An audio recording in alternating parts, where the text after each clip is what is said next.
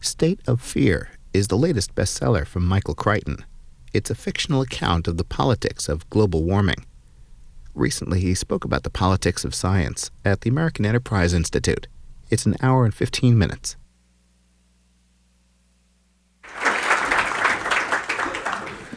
Thank you, Bob. Our guest this afternoon, Michael Crichton, whose latest book, State of Fear, is something that is to be read and enjoyed and is doing very well, but which he is not here to talk about, at least not directly today. Hails from Chicago, went to Harvard College, is a graduate of the Harvard Medical School, and is one of the world's most popular and best-selling authors of fiction, almost all of it on subjects closely touching on new scientific developments. He is the author of over a dozen best-selling novels, including The Andromeda Strain, Congo, Jurassic Park, leading up to his current State of Fear, an equal number of movies. He has received an Academy Award. His great television show, which he created, ER, brought him a number of awards, including the Emmy Award, a Peabody Award, and a Writers Guild of America Award.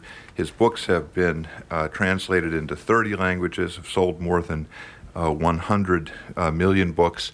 It is said that he is the only person ever to have had simultaneously the #1 novel, the #1 movie, and the #1 television show simultaneously.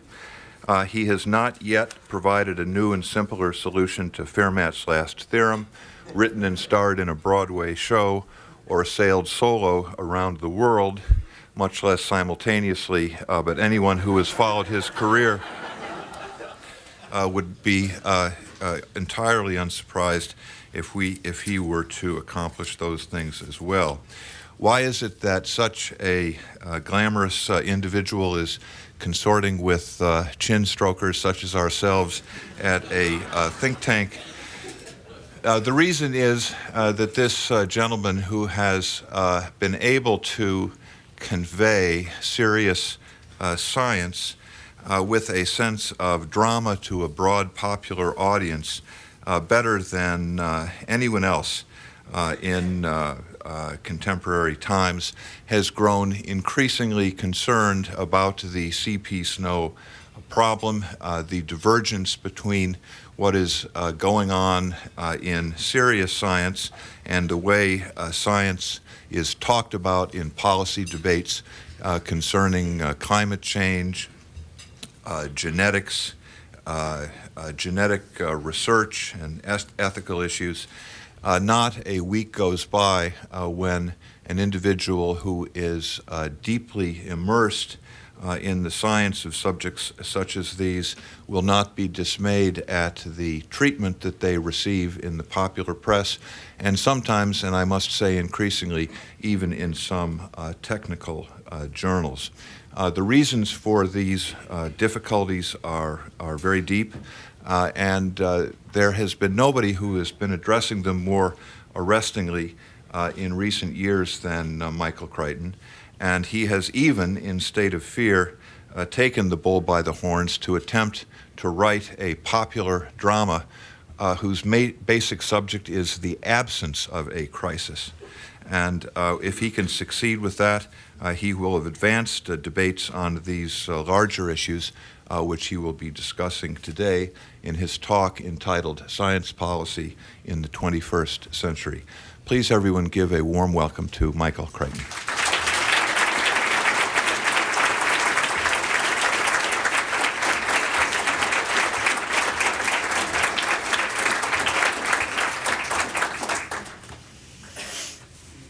Thank you, Chris.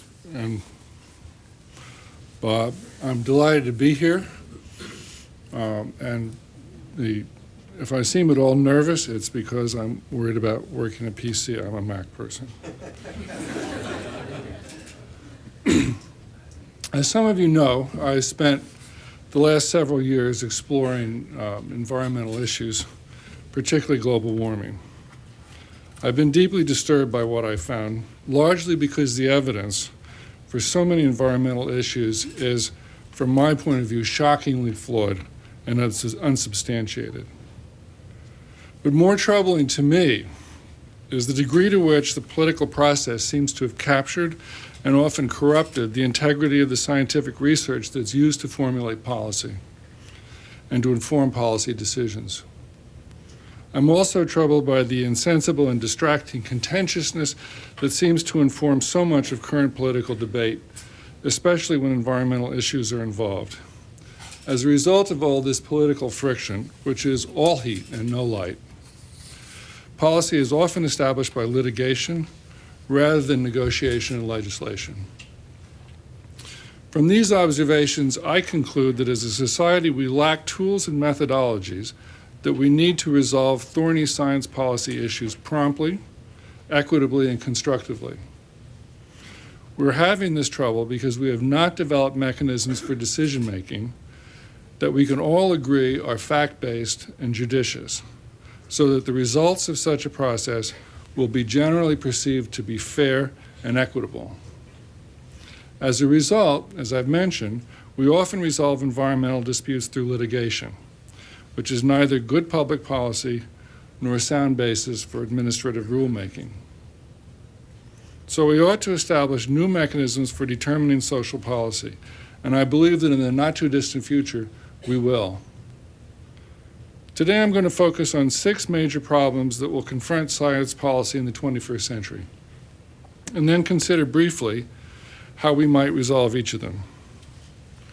Now we begin with this. Didn't work. Isn't technology great? I'm removing that. Oh, I'm going backwards. 6 questions for the future. First question is, how do we obtain good and unbiased information? Second question, how do we set policy in uncertainty? When do we choose to prevent and when do we adapt? How do we promote desirable technologies? How do we regulate a knowledge society, something in my view almost no one is really thinking about? And finally, can we manage complex natural systems? To me, the most important of all these issues. Okay, first, how do we obtain good, unbiased information? Traditionally, policymakers have trouble getting good information. The problem is especially acute with scientific decisions because the issues are complex and the policymakers are not usually trained in science. In addition, the staffs feeding policymakers often give them deliberately biased information in an effort to make a partisan case. In the process, these staffs are doing us a double disservice. They are both preempting the policymaker's traffic cop role, and they are violating the integrity of the firewall that should always stand between those gathering information and those setting policy based on it. The issue here is not simply the avoidance of bias. The issue is how to avoid bad information. In areas of contention, critical and profoundly flawed influential information is often astoundingly present. By way of illustration, I'm going to discuss a recent example from climate science and also show you a graph, the so-called hockey stick graph. I think many of you will be familiar with this. Here's how the hockey stick graph came to public attention. In 1998, an American climate scientist named Michael Mann, along with his co-workers, published an estimation of global temperatures from, oh dear, sorry about that. What is it, just going by itself now? Is that what it does? Oh. Well, you know where I'm going, so. I guess I have to set it down very carefully. It's sort of like nitroglycerin. In 1998, they published a study which attempted to estimate temperatures from the year 1000 to the present using 112 proxy studies. These, by proxy studies, I mean tree ring and isotope and ice core studies that are intended to provide an indirect measurement of temperature in the time before thermometers existed. Mann's results appeared to show a spike in recent temperatures that was unprecedented in the last 1,000 years. And you see it there on the far right-hand side.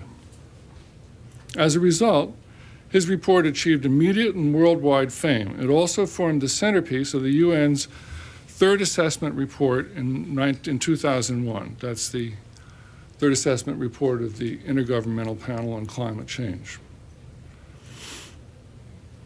Mann's assessment of the data was criticized on several fronts. The first was historical fact. His chart didn't appear to show the well-known medieval warm period or the so-called Little Ice Age that occurred in the 1500s. This his advocates explained by saying those were European but not global phenomena.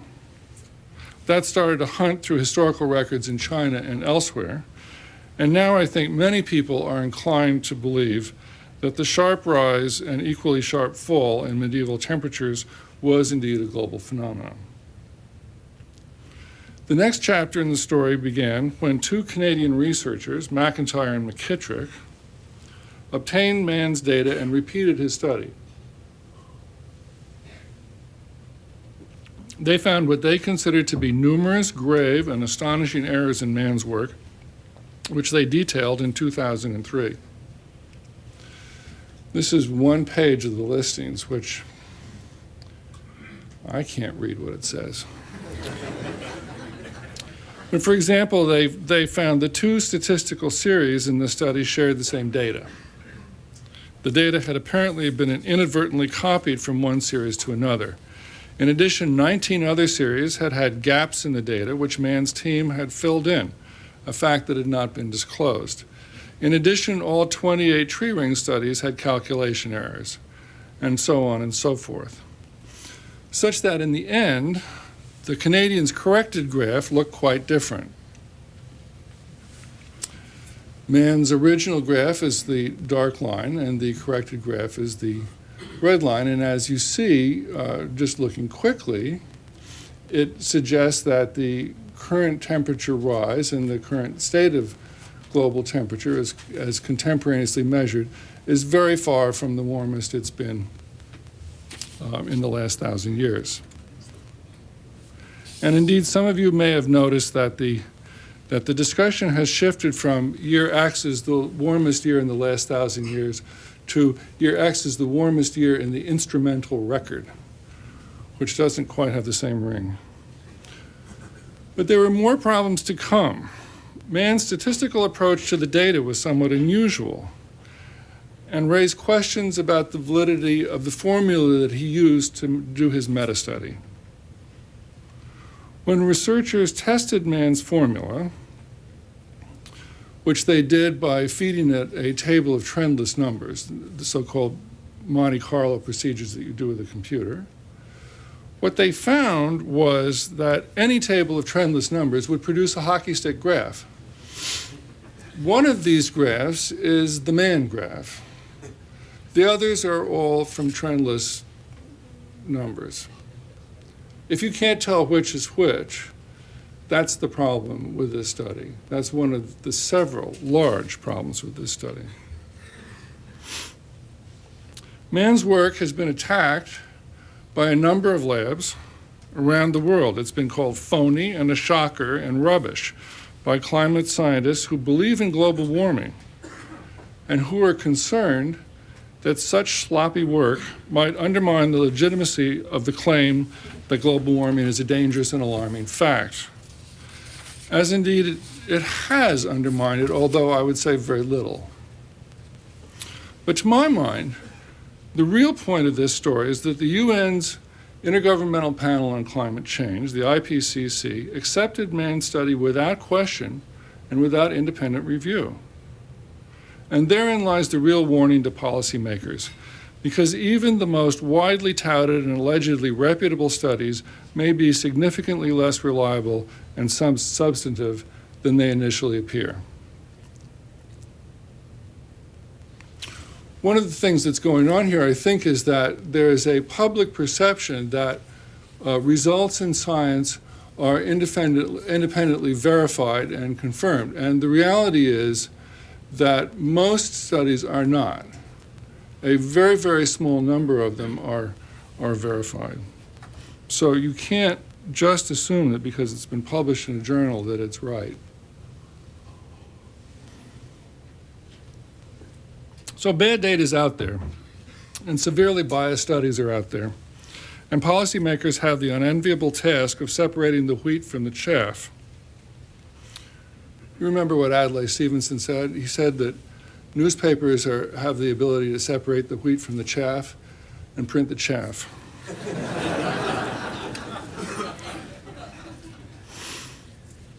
In that vein, I know of only 3 strategies that are useful in the effort to improve the rigorousness of data and verify its integrity. 2 of these strategies are already well known and well established, and the third will, in my view, soon become reality. I'm so nervous with this thing. I called the first strategy the FDR tactic. Let the participants air their views and slug it out. Franklin Roosevelt was famous for inciting conflict and confrontation between his advisors. And he made sure that when his people fought the issues out, they did it in front of him. In addition, he always maintained 2 separate and discrete sets of advisors. The first was made up of the members of his cabinet. The second was comprised of assorted friends, mentors, and cronies. The variety of views, prejudices, and motives thus exposed made for an incisive and effective information management technique. But the closest that we now come to that level of inquiry and its exposure of partisan bias and equivocal advocacy is the dog and pony show of congressional testimony. And those hearings tend to be more concerned with deference than the determination of fact. They reflect the chair's obsession with process, not product. Questions are neither penetrating nor challenging, nor are the answers that members accept either instructive or informative. Congress lobs softballs at witnesses, not hand grenades. Questions designed to elicit a specific response that will prove the member's point, support the member's stance, and assuage and placate the member's constituents. But this is a cruel farce. This is showbiz, not the people's biz. This is vaudeville, not democracy. Far better for policymakers to create a forum in which opponents can engage in direct debate, the much-touted free marketplace of ideas. Insisting the debates be public is also a good idea, as sunlight always has a sanitizing effect. And a prolonged series of debates in which the opponents knew they would face each other again would be extremely helpful. Why? Well, to cite just one example, there is at present no good public forum in which to debate and evaluate climate data in an atmosphere of aggressive and penetrating inquiry, full of challenge and true debate. A second procedure, I say this very hesitantly these days, a second procedure would be a second way to do the FDR kind of arranged conflict would be to let out grants for research to multiple laboratories at the same time. I really don't know why this isn't done. In areas where policy is very important, you don't just give the research grant to one lab, you give it to 3, and you make sure that 2 of them are strongly opposed to each other. You tell them all that each lab will get to review the other's data. You tell them all that they will be published simultaneously. You tell them all that the publication will include the responses of the other labs to their work, and you tell them all that simultaneous to publication in a journal, they will publish their data on the net. If you did that, an enormous amount of baloney that now takes place would be over. Of course, it's more expensive, but let's face it, bad information is also very expensive, especially when it leads to bad policies. But more to the point, I think, is that the idea that a single study can be used to set policy or a single set of studies from a particular lab is really outdated. I mean, we just can't do it anymore.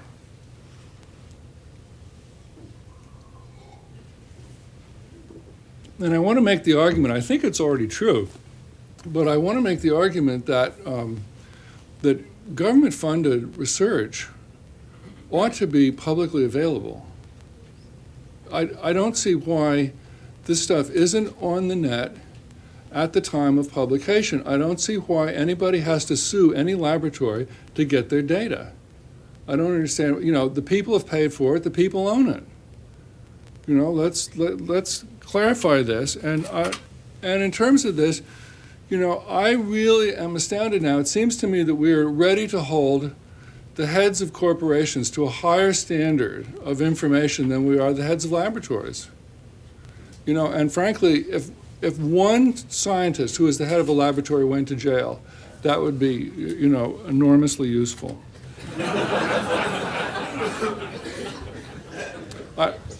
I know this because I come from the movie business, and I'll tell you a short story. It works there too.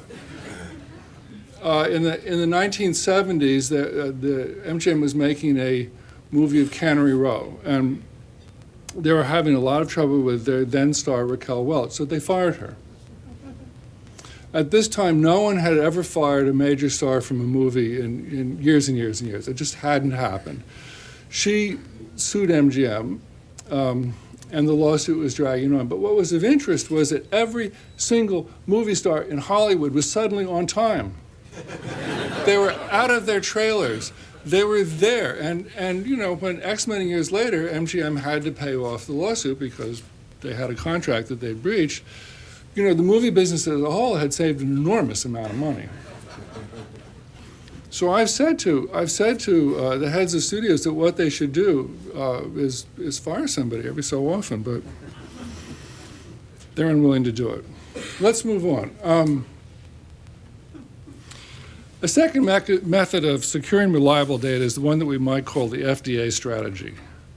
It's a methodology which intends to remove all potential bias from the process that gives us information. So I know the FDA is having some troubles at the moment. We can speak about them in a sort of idealized way.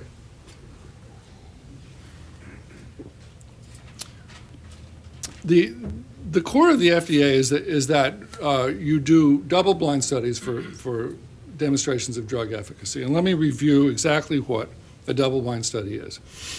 It means that the group that puts the drugs into the bottles, the drugs in the placebo, does not know the group that administers it to the patients. It means that the physicians who assess the effect of drug A or drug B on the patients is not the same as the group that administered it. And it means that the group that analyzes the results does not know any of the other groups. And by does not know, it means they don't know them. It means they've never met. It means they're in different cities and preferably in different countries. They're really separated. I can tell you that if there were this kind of double-blind assessment of climate models, that there would be no discussion about global warming today. The data is nowhere near good enough. The models are nowhere near skillful enough to withstand that kind of analysis. We require it for our drugs, but we're talking about spending trillions of dollars. And nobody is willing to subject that information to the kind of intense scrutiny that we require of a drug. I find it sort of inexplicable. Third method for vetting data is on the horizon. It's not here yet, but I should tell you that I'm a guy who in 1984 wrote a book called Electronic Life, and I said, you know, the digital world is coming, and when it does, there's going to be huge problems with copyright. And everybody went, and I said, you know, there's going to be, the major use of computers is going to be in communication, because there's going to be all these networks and users are going to be able to talk to each other, and all these things will happen. There'll be, and reporters went, what do you mean networks? What do you mean? So what I'm going to say now is we're going to have product liability for information. It started. It's in a few small areas, and we're going to have it in more areas. And we need it. We live in an information society. Nearly 1 American in 3 is a knowledge worker. More people are knowledge workers in this society than work in manufacturing. By and large, what the knowledge workers do is generate information. Our society is totally dependent on information. And yet we still don't define information as a product. And as a result, information has, in a sense, if you want to put it in those terms, it's evaded the quality revolution. But I think that product liability for information is already being enforced for maps and charts. It's being discussed for sort of remote sensing things. And it'll soon be applied to other forms of information as well. I sense that the temperature just went down a little bit in this room. I don't know if that's true. But one way or another, whether we, here's the dreaded thing again. Whichever one of these or groups of these strategies we use, we're going to have to do something to get better information than we've done in the past. It's absolutely essential for the future. Now, how do we set policy in uncertainty? Most of you probably know this quotation from Samuel Butler. Life is the art of drawing sufficient conclusions from insufficient premises. He said this 350 years ago, so it's certainly a truism. If anything, it's more true today. A great many decisions can't